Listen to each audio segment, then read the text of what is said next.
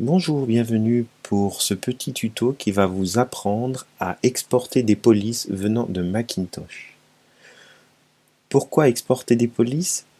Souvent vous travaillez avec des logiciels qui vous permettent de créer des documents avec des polices, des fois bizarres, qui n'existent pas forcément sur l'ordinateur de la personne qui va reprendre votre document.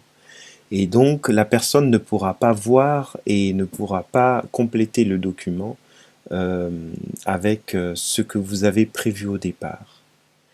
Cela existe par exemple pour des logiciels du type InDesign, Illustrator et bien d'autres.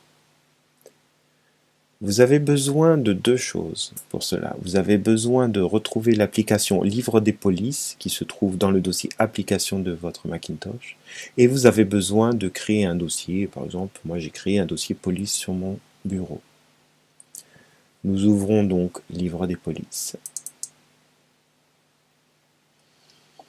Ici, toutes les polices qui sont référencées sur votre Macintosh apparaissent donc sur ces fenêtres. Donc le nom apparaît sur ces fenêtres et là vous voyez donc le rendu.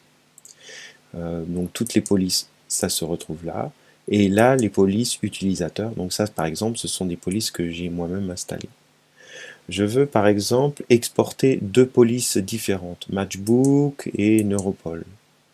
Donc je sélectionne une, avec la touche pomme enfoncée, je sélectionne la seconde, voici elles sont sélectionnées. Ensuite, je vais les exporter. Je vais dans le menu Fichier, Exporter les polices, et donc je choisis le dossier dans lequel je veux que mes polices se retrouvent, et j'enregistre. Voici le dossier où les polices ont été exportées.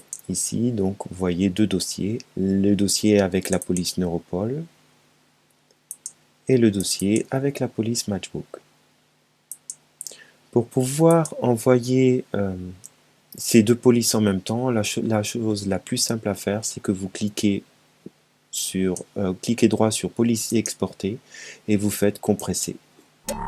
Et voici en fait, ça vous donne un fichier zip que vous pouvez envoyer par mail et où se retrouvent les deux polices que vous avez exportées. Voilà, j'espère que ce petit tuto vous servira et moi je vous dis à la fois prochaine. À bientôt.